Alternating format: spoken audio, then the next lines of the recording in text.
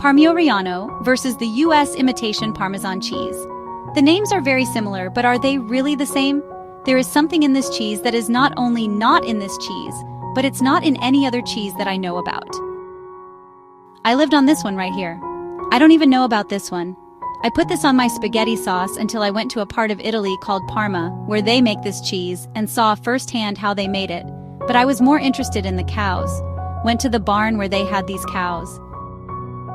All the cows consume grass, but the type of grass that they fed these cows is extremely different than what they feed other cows.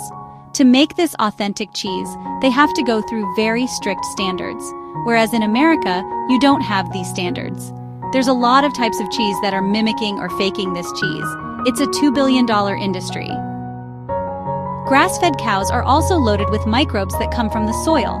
So a cow eats the grass, it goes into several stomachs, and many people don't realize that the cow itself cannot digest that grass, that fiber. It needs help from microbes inside the cow. When a cow eats grass, they're basically feeding their microbes, and then the byproducts that the microbes give off after eating the grass, or the fiber that is fed to the cows as nutrition.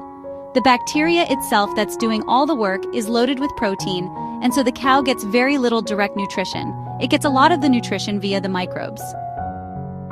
So the production process goes from milk to cheese, and that also involves microbes. This Parmyo Reano is made from just 3 ingredients. First, this very specialized standard cow's milk. Second, salt. And third, an enzyme that allows the milk to turn into cheese.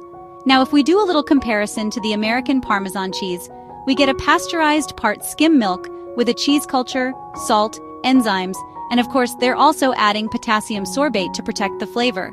This one here is raw. There are no requirements on aging with this one. So, at minimum, the cheese is aged for at least 12 months. But when I went to Parma, I noticed that they have different versions of this cheese that were aged 14 months, 24 months, and some even longer. And honestly, each one had its own unique taste. It's just so fascinating.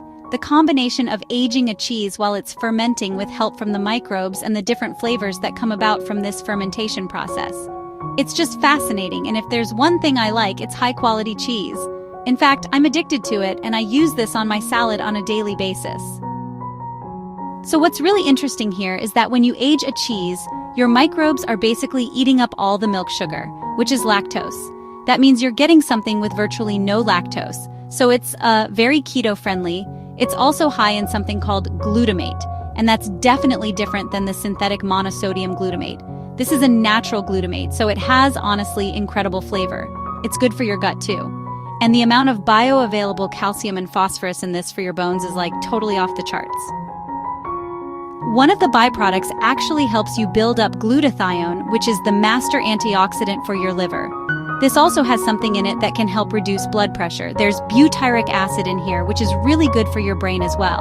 But out of all the amazing benefits that this cheese can give you health-wise, there's actually something way bigger. It just so happens that this cheese has the highest amount of vitamin K2 of any other cheeses out there. Vitamin K2 redirects calcium from your arteries, from your joints, and it pushes it into your teeth and your bones. So, the version of vitamin K2 that this has is MK7, and it's the most bioavailable. It's going to last a long time in your body, and so this cheese is like actually a natural vitamin K2 machine on steroids. There are a lot of other benefits of vitamin K2. I'm not going to get into those in this video, like benefits for your mitochondria or for producing energy. All you really need to know when you're comparing these two is that with the Parmyo Reggiano, you are getting way more benefits than just consuming a cheese that tastes good.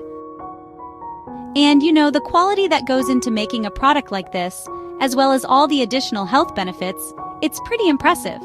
Now I have a question for you. Would you actually spend the extra money on something like this versus this? Please comment down below and let me know.